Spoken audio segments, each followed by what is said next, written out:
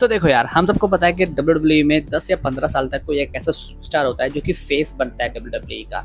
जैसे कि John Cena रहे, उसके बाद उससे पहले स्टोन कोल्ड थे, रॉक थे, हुल्क होगन थे, रोमन रिंग्स थे जो अभी चल रहे थे, और अब आने वाले 10 साल तक शायद कोई रोज हमें वो सुपरस्टार बनते हुए दिखाई दे सकते हैं। हम सबको पता है कि जब भी डब्ल्यूडब्ल्यूई किसी फेस सुपरस्टार को सिलेक्ट करती है, चुनती है कि ये हमारे डब्ल्यूडब्ल्यूई को प्रेजेंट करेगा थ्रू आउट द वर्ल्ड, तो हम सबको लगता है कि वो तो बेस्ट ऑन द माइक होगा, उसका एंट्रेंस भी सबसे अच्छा होगा, रेसलिंग स्किल उसके बहुत अच्छे होंगे, है ना। इन सब चीज़ों को देख के डब्ल्यूडब्ल्यूई डिसाइड करती होगी, बट मैं अगर आपको बताऊं कि ऐसा कुछ भी नहीं है। डब्ल्यूडब्ल्यूई सिर्फ एक हैंड पिक गोल्डन बॉय निकालती है अपना, जैसे कि जॉन सीना को पहले वो टैग मिला था as a hand pick golden boy, उसके बाद वो टैग रोमन रेंग्स को मिला जो कि ट्रिपल एच के हैंड पिक गोल्डन बॉय थे। इसी तरीके से चीज़ें चलती रहती हैं, ठीक है। और हम सबको ऐसा लगता है कि हम हमारे कहने पे सारी चीज़ें चल रही हैं, बट एक्चुअल बात तो ये है कि हम डब्ल्यूडब्ल्यूई के इशारों पे चल रहे होते हैं। और इस वीडियो में हम इसी बारे में बात करेंगे, क्या है वो डार्क साइड डब्ल्यूडब्ल्यूई की, क्या है वो पॉलिटिक्स कि कुछ सुपरस्टार जिनको एक मौका मिलना चाहिए था बट नहीं मिल पाता, just because WWE already select कर चुकी है अपना favourite golden boy. Hey guys, you are watching wrestling world, let's begin.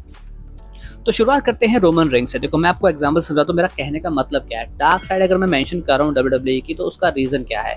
हम सबको ऐसा लगता है कि डब्ल्यूडब्ल्यूई में वो सारी चीज़ें होती हैं जो कि हम उनको कहते हैं या फिर जो हम डिमांड करते हैं। ऑब्वियसली हर टाइम ऐसा नहीं होता, बट डब्ल्यूडब्ल्यूई का मेन टारगेट ये रहता है कि कुछ स्टोरी लाइन को हम चलाएंगे लंबे टाइम तक, और फिर जब स्टोरी लाइन को एंड करेंगे तो हम पीपल्स को खुश कर देंगे, उनको खुश करेंगे और उनको ये दिखाएंगे कि फाइनली जो आपने कहा था वैसा हो गया। जैसे कि WrestleMania 40 में हम देखने को मिला, जो चैंपियन हम चाहते थे वो चैंपियन बन गए, और उसको हम चाहते थे वो चैंपियन बने और वो बन गए, ठीक है।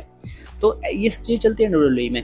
लेकिन ऐसा क्या हुआ था जब रोमन रिंग्स को उन्होंने हैंड पिक्ड, उनको उन्होंने चुना कि रोमन रिंग्स है जो अब आने वाले टाइम में फेस बनेगा डब्ल्यूडब्ल्यूई का। रोमन रिंग्स किसी भी चीज़ में अच्छे नहीं थे, उनका एंट्रेंस म्यूजिक अच्छा नहीं था, उनका जो गिमिक था बिल्कुल अच्छा नहीं था, लोगों ने उसे बिल्कुल बकवास कह दिया था, माइक स्किल उनका बिल्कुल बेकार था। रोमन रिंग्स ने शुरू से ये बात कही थी कि यार मुझे फेस बनना ही नहीं था, मुझे बनना था हील, और जो कि डब्ल्यूडब्ल्यूई उस टाइम विंस मैकमैन उस चीज़ को करने के लिए बिल्कुल तैयार नहीं थे। लेकिन उन्होंने एक बार डिसीजन ले लिया तो ले लिया, और फिर उन्होंने 5-6 साल तक डब्ल्यूडब्ल्यूई के गले में उतारा है रोमन रिंग्स को। और उन्होंने, चाहे उसे पसंद आए या ना आए, उन्होंने बोल दिया था साफ साफ कि भाई यही है मेन इवेंटर और यही है फेस ऑफ द डब्ल्यूडब्ल्यूई। और चीज़ों को थोड़ा सा फास्ट फॉरवर्ड करते हैं, 2014 की हम बात करते हैं, जहाँ पे डेनियल ब्रायन बहुत ज़्यादा हॉट टॉपिक चल रहे थे। जब समर स्लैम पे डेनियल ब्रायन ने जॉन सीना को हराया और वो डब्ल्यूडब्ल्यूई चैंपियन बन गए। लेकिन डब्ल्यूडब्ल्यूई को अच्छे से बात पता थी कि ठीक है यार, ये कहते हैं ना फ्लेवर ऑफ द मंथ वाली बात होती है कि यार एक सीजन चल रहा है सुपरस्टार का, लेकिन ये फॉरएवर फेस नहीं बन सकता 10 सालों तक या 15 सालों तक।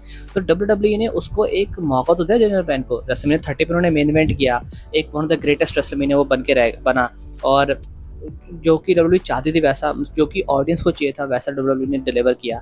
लेकिन डब्ल्यूडब्ल्यूई ऑडियंस ये अच्छे से जानती थी कि डेनियल ब्रायन के पास और भी है चीज़ें ऑफर करने के लिए, इसलिए रेसलमेनिया 31 पे डब्ल्यूडब्ल्यूई के जितने भी फैंस थे वो चाहते थे कि डेनियल ब्रायन को कोई मेजर रोल मिले रेसलमेनिया 31 पे। पर देखो कमाल की बात क्या है, रेसलमेनिया 30 पे वो मेन इवेंट करते हैं, और रेसलमेनिया 31 पे वो मेन इवेंट तो क्या, वो एक इंटरकॉन्टिनेंटल चैंपियनशिप के लैडर मैच में उनको डाल देते हो, वो मैच जीत जाते हैं, बट डेनियल ब्रायन जो है उससे बड़े सुपरस्टार ऑलरेडी बन चुके थे। और फिर एकदम से हमें मेन इवेंट में दिखते हैं रोमन रेंग्स, रेसलमेनिया 31 का मेन इवेंट जो कि रोमन रेंग्स ने किया था ब्रॉक लेसनर के अगेंस्ट। हम सबको पता है इस चीज़ के बारे में, और वहीं से शुरुआत हो गई थी रोमन रेंग्स के एरा की। डब्ल्यूडब्ल्यूई की फैंस चाहे कितने भी उस चीज़ को डिनाई करें, लेकिन डब्ल्यूडब्ल्यूई नहीं चाहते थे रोमन रेंग्स को to become the face of the WWE. और इस चीज़ से हमें ये चीज़ समझ में आती है कि to become a main event star you don't have to have anything, आपका रेसलिंग स्किल मैटर नहीं करता, जिसके लिए जॉन सीना को कितना ज़्यादा हॉन्ट किया गया। बाय द वे, जब वो फेस थे तो उनको हमेशा कहा जाता कि यार तुझे तो लड़ना ही नहीं आता, ठीक है। अगर हम रोमन रेंग्स की बात करें तो वहाँ पे उनका माइक स्किल बहुत ख़राब था, एंट्रेंस जो म्यूजिक था वो शील्ड का कॉपी कर रहा था, जो कि इतना ज़्यादा जो उन पे सूट ही नहीं करता था, ठीक है। और ये सब चीज़ें हुई थी डब्ल्यूडब्ल्यूई में। लेकिन अगर डब्ल्यूडब्ल्यूई ने ऑलरेडी एक बार डिसाइड कर लिया और पीछे जो है बैक स्टेज एक डिसीजन बन गया है कि भैया ये तो हमारा फेस है, तो फिर वो फेस ही रहेगा। बहुत कम ऐसे सुपरस्टार है डब्ल्यूडब्ल्यूई में जिन्होंने इस कोड को कह लो या इस प्रथा को तोड़ा है, जो कि है जॉन सीना, डेनियल ब्रायन, और कहीं ना कहीं CM पंक भी मैं इस लिस्ट में रखूंगा, ठीक है। लेकिन इन तीनों बंदों में से सिर्फ एक बंदा ऐसा है जो एक सर्टिफाइड बेबी फेस बना है, कि प्रॉपर बेबी फेस जिसको हम कहते हैं, या फिर कह लो फेस ऑफ द डब्ल्यूडब्ल्यूई, जो कि है जॉन सीना। लेकिन जो डेनियल ब्रायन और CM पंक है उनको तो कुछ ही टाइम के लिए मौका मिला था, उसके बाद आपको ही पता है कि CM पंक के साथ तो कितना पॉलिटिक्स हुआ है, उसके लिए तो मैं एक सेपरेट वीडियो अलग से भी बना सकता हूँ CM पंक के साथ क्या क्या हुआ है, ठीक है। तो डेनियल ब्रायन और CM पंक, इन दोनों को तो कुछ खास एक दो साल उनको मौका मिला, उसके बाद ये खुद भी समझ चुके थे इस बात को कि यार अब हमारा यहाँ पर रहने का कोई फ़ायदा नहीं है, बिकॉज डब्ल्यूडब्ल्यूई ने ऑलरेडी रोमन रिंग को चूज़ कर लिया और अब वो किसी को नहीं देखने वाली। और इसी वजह से डेनियल ब्रायन और सीएम पंक दोनों ने डब्ल्यूडब्ल्यूई को छोड़ दिया था। सीएम पंक तो वापस खैर आ गया क्योंकि उनको पता है कि अब उनकी स्टार पावर इतनी बड़ी है कि उनको मेन इवेंट आराम से मिल जाएगा रेसलमेनिया पे। लेकिन डेनियल ब्रायन वो शायद आने वाले 3 या 4 साल तक वापस तो आने नहीं वाले हैं बिल्कुल भी। अगर एक और सुपरस्टार की मैं बात करूं तो वो है डॉल्फ जिगलर, जिनके अंदर वो पोटेंशियल था। हमें सबको पता है कि सर्वाइवर सीरीज पे जब टीम अथॉरिटी वर्सेस टीम सीना का मैच हुआ था तो वहाँ पे डॉल्फ जिगलर ने जो परफॉर्मेंस दी थी वो बहुत ज़्यादा ओवर हो चुके थे फैंस के, मतलब फैंस उन्हें बहुत ज़्यादा पसंद कर रहे थे। तो वो चाहते थे कि अब जो डॉल्फ जिगलर है उनको वो मौका मिले जो कि उनको कभी नहीं मिला था, ठीक है। तो उनका भी जो है उतना मोमेंटम नहीं मिल पाया। जब जब किसी सुपरस्टार ने एक पेस पकड़ने की कोशिश करी है डब्ल्यूडब्ल्यूई ने हमेशा, जब ऑलरेडी जो उनका फेस सुपरस्टार है जो डिसाइड कर रखा है उन्होंने, उसके सेक के लिए उन्होंने उस सुपरस्टार को वो पुश कभी दिया ही नहीं। 2019 और 2018 की बात करते हैं जहाँ पे डब्ल्यूडब्ल्यूई का जो प्रॉफिट अर्निंग कह लो या ऑडियंस अटेंडेंस कह लो या रिव्यूज़ कह लो इतने ज़्यादा बकवास जा रहे थे कि डब्ल्यूडब्ल्यूई को ये बात अच्छे से रियलाइज़ हो रही थी। बट उस टाइम पे भी डब्ल्यूडब्ल्यूई ने कोई चेंजेस नहीं करे और 2020 के बाद तो लॉकडाउन लग गया, उससे पहले उन्होंने एक अच्छा मैच कार्ड ऑलरेडी बनाया था रेसलमेनिया 36 के लिए।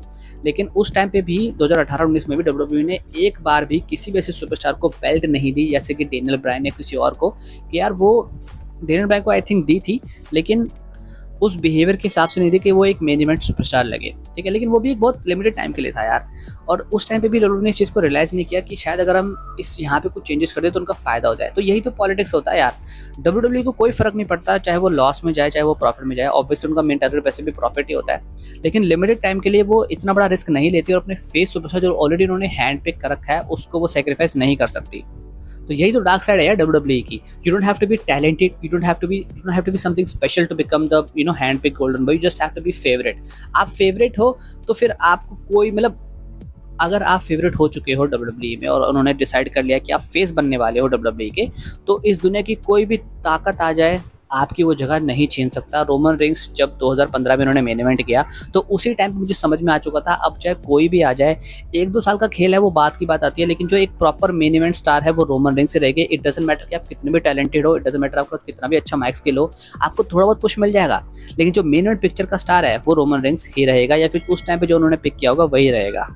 अब थोड़ा सा पीछे जाते हैं और बात करते हैं रोमन रिंग्स और शेमस के बारे में। हम सबको पता है कि शेमस ने अपना डेब्यू किया था अराउंड 2009-2010 के आसपास, ठीक है। और उस टाइम पे डब्ल्यूडब्ल्यूई ने फुली डिसाइड किया था कि वो शेमस को जो है अपना आने वाला फेस बनाएंगे 10 या 12 साल तक के लिए, ठीक है।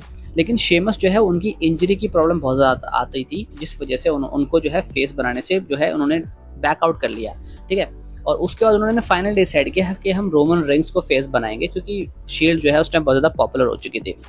तो यही स्टोरी है यार। एक बार आपने एक बार किसी को कोई पसंद बैक स्टेज अगर किसी ने सेलेक्ट कर लिया कि ठीक है भाई ये बंदा अच्छा लग रहा है इसको फेस बना देते हैं, तो वही चीज़ें चलती हैं आगे 10-12 साल तक। और इसी वजह से कितने ऐसे सुपरस्टार है जो डब्ल्यूडब्ल्यूई से खुश नहीं रहते हैं। और ऑब्वियसली बात है यार, देखो आप हर किसी से खुश कर भी नहीं सकते, उनको भी अपना प्रॉफिट देखना है। बट कई बार आपको एक सही डिसीजन लेना चाहिए। इसी वजह से आज रोमन रिंग्स को जब हील टर्न किया तो कितना अच्छा फायदा हुआ डब्ल्यूडब्ल्यूई का। अगर यही चीज़ वो पहले कर देती तो शायद ये चीज़ हमें बहुत पहले देखने को मिल जाती। And that was a video guys. बता सकते हो कमेंट सेक्शन में कि यार क्या हमारी बात से आप एग्री करते हो, क्या डब्ल्यूडब्ल्यूई की डार्क साइड इसी तरीके की है, क्या इस बात से आप एग्री करते हो। अगर आपको कोई अपना व्यू है इस चीज़ को लेकर तो आप कमेंट सेक्शन में हमको बता सकते हो।